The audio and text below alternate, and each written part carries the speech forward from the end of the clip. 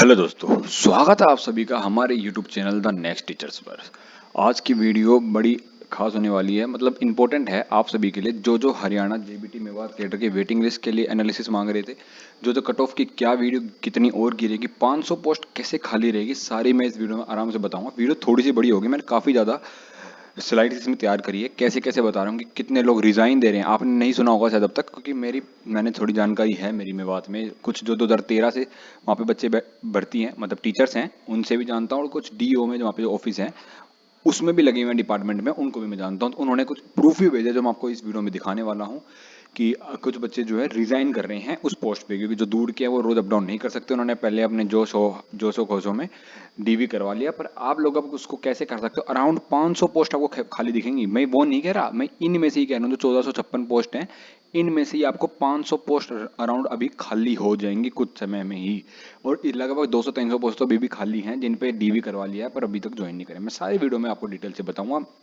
कोई डाउट रह जाता है या मैं आपकी क्या मदद कर सकता हूँ वो आप कमेंट बॉक्स कर सकते हो। चैनल पे नहीं हो तो सब्सक्राइब कर देना। वीडियो को आराम से देखना। अगर ज़्यादा आपको लंबी वीडियो लगे तो उसको 1.5x या 2.5x पे कर देना वीडियो को, तो आपको आराम से आप देख सको वीडियो को। ठीक है, वीडियो को शुरू करते हैं। टेलीग्राम चैनल का लिंक भी आपको डिस्क्रिप्शन में मिल जाएगा। सबसे पहले मैं हम सारी चीज़ बात करेंगे। इसमें डीवी की लिस्ट कैसी है, वेटिंग लिस्ट क्या है, वेटिंग का डीवी कब होगा जो आपको डीवी होना था, कट ऑफ पे क्या इफेक्ट पड़ा है जो अभी वेटिंग लिस्ट आई है, वैकेंसी इंक्रीज हो सकती है यानी टोटल वैकेंट पोस्ट कितनी जो मैंने आपको कहा था, और भी कुछ डिटेल है जो मैंने यहाँ पे नहीं लिखी है वो भी सारी हम बात करेंगे।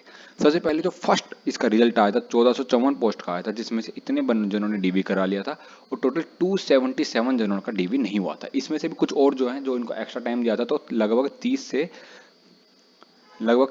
से 40 जनों ने और डीवी करवा चुके हैं जो इसके अलावा के पास बचे हुए होंगे। तो लगभग हमारे पास खाली पोस्ट थी 240 के अराउंड अप्रोक्स खाली थी, जिनका डीवी भी नहीं करवाया था, जिनकी 1400 में से ही खाली बच गई थी।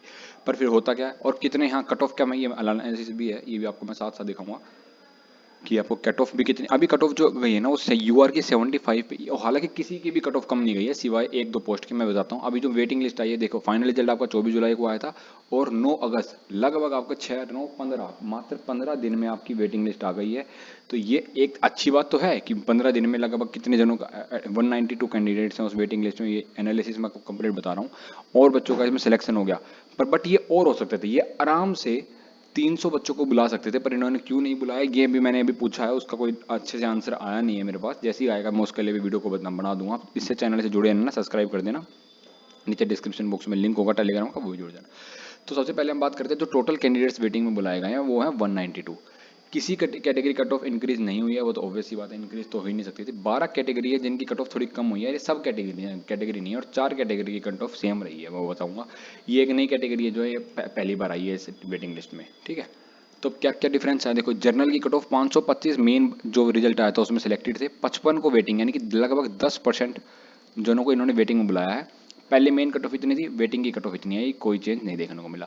जो बाकी की इनकी ईएसएम हैंडीकैप्ड ओरल जो भी है विजुअल हैंडीकैप्ड है, इन सब की जो कट ऑफ थी इनमें गिरावट आई है। कितने कितने नंबर के यहाँ पे आप दे सकते हैं, 1.9 6 नंबर तक भी गिरावट आ चुकी है जो हमारे पीडब्ल्यूडी कैंडिडेट्स हैं। ईडब्ल्यूएस की कैंडिडेट में 142 बुलाए थे, 15 इनकी वेटिंग में बुलाए और कट ऑफ बिल्कुल सेम रही है, कोई चेंज नहीं आया।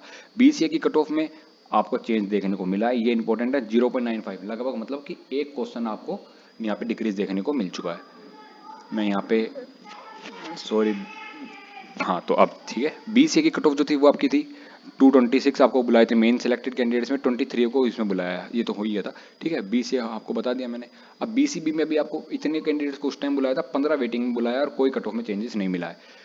लास्ट कैंडिडेट जो सिलेक्टेड थी मैंने उसमें नहीं बनाया, लास्ट कैंडिडेट जो सिलेक्टेड हुए यूआर कैटेगरी से, उनकी जो डेट ऑफ बर्थ है ये 1999 है, ये मैंने फिर से हाईलाइटर ले लिया था, सॉरी।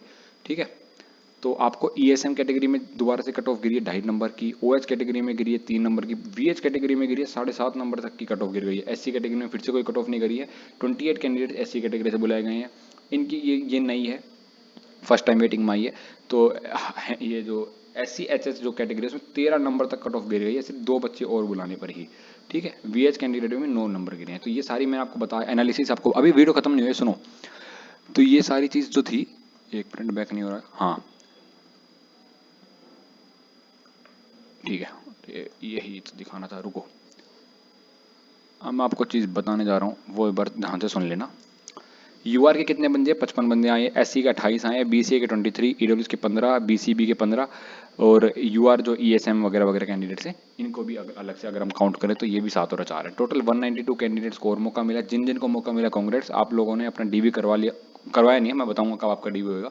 अब समझिए मैं आपको कैसे कह रहा था कि लोग रिजाइन दे रहे हैं। देखिए आज सुबह ही मेरे पास एक भेजा है जो वहाँ पे स्पेशल है, काफ़ी बंदे हैं मेरे, बंदे तो नहीं कह सकते, मतलब काफ़ी जानकारी है। तो जीपीए सुल्तानपुर ने resignation for the post of primary teacher, इन्होंने रेजिग्नेशन दिया है। ये एक फीमेल टीचर है जो अभी लगी थी जीपीए सुल्तानपुर में। इन्होंने कहा है कि मैं राइटिंग दे रही हूँ कि मैं अपना जो लेटर है पर्सनल इश्यूज़ की वजह से मैं ज्वाइन नहीं कर पाऊंगी।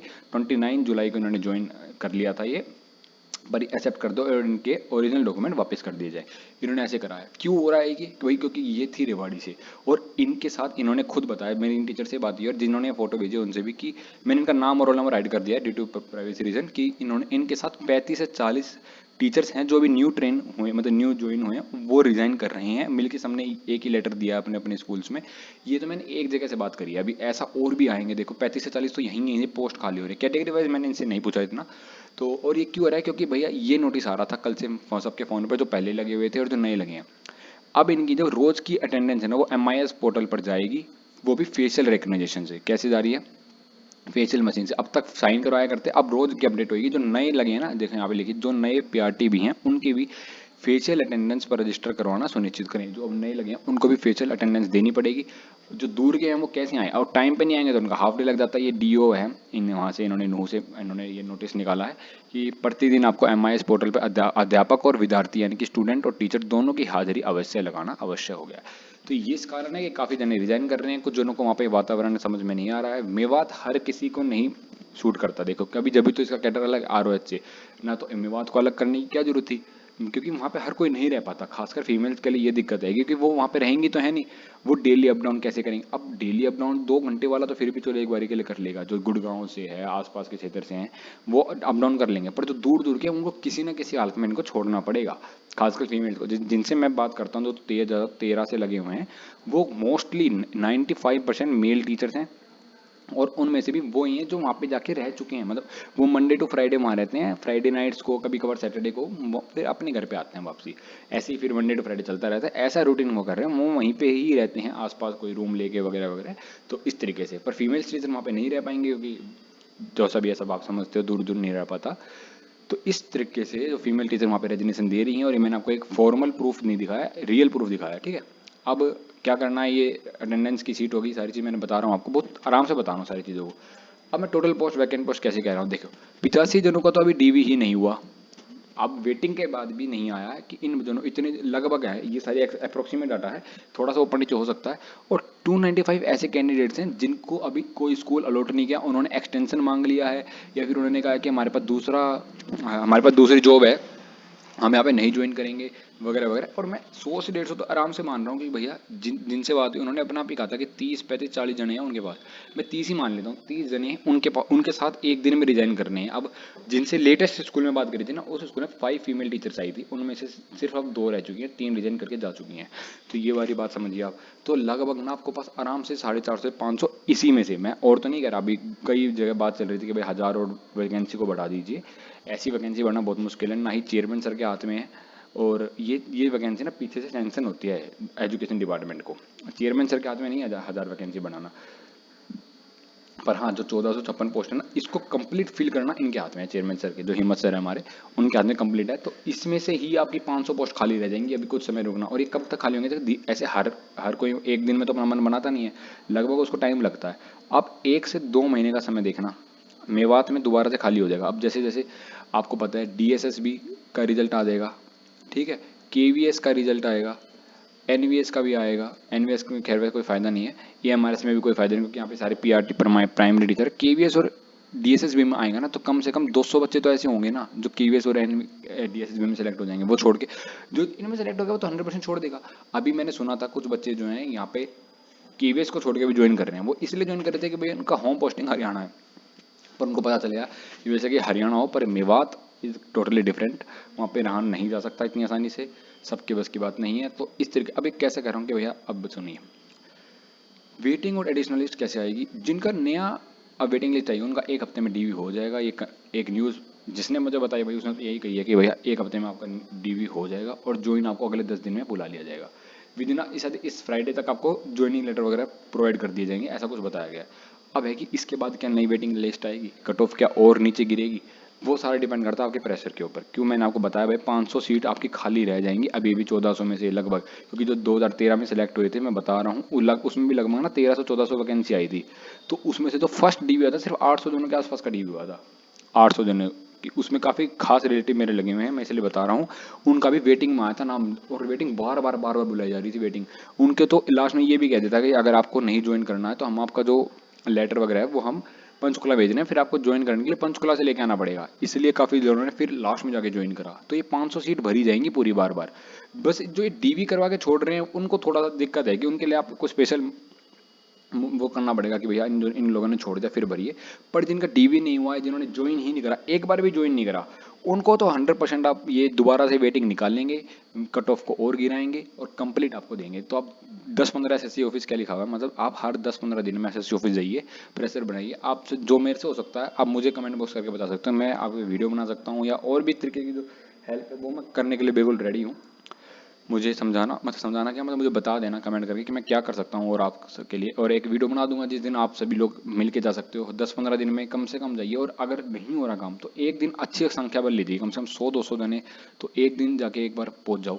हिम्मत सर पे थोड़ा सा प्रेशर बनेगा। हिम्मत सर का जो टेन्योर है वो फरवरी तक मैंने मतलब उनका जो फरवरी तक है ये टेन्योर बढ़ चुका है, आपको पता है। जो जो वैकेंसी चली हुई उनको कंप्लीट करके जाएंगे। तो ये आप फरवरी तक का ही मौका आपके पास, अभी जो अगस्त चल रहा है, पर ये फरवरी बहुत लेट हो जाएगा आपके पास, और भी पेपर आएंगे, आप उनकी भी तैयारी करना। अगले 1 मंथ ही है, जो इस पे ध्यान देगा तो उसकी नौकरी लग जाएगी हरियाणा पीआरटी में, बाकी तो नहीं। वीडियो थोड़ी बड़ी हो गई है, मैं जानता हूँ, मैंने काफ़ी ज़्यादा इसमें डिटेल बताई है। तो अगर आप चैनल पे नए थे तो सब्सक्राइब कर देना। और टेलीग्राम चैनल भी हमारा लिंक जो है डिस्क्रिप्शन में डाल रखा है वहाँ पे, क्योंकि जैसी कोई अपडेट आती है मैं वहाँ पे अपडेट कर देता हूँ सबसे पहले। वीडियो बनाने में टाइम लगता है, कहीं मैं बाहर रूम वगैरह, तो उसमें वो टेलीग्राम चैनल पर सबसे पहले अपडेट होता है। तो मिलते हैं आपसे नई वीडियो में, तब तक के लिए धन्यवाद। जय हिंद, वंदे मातरम।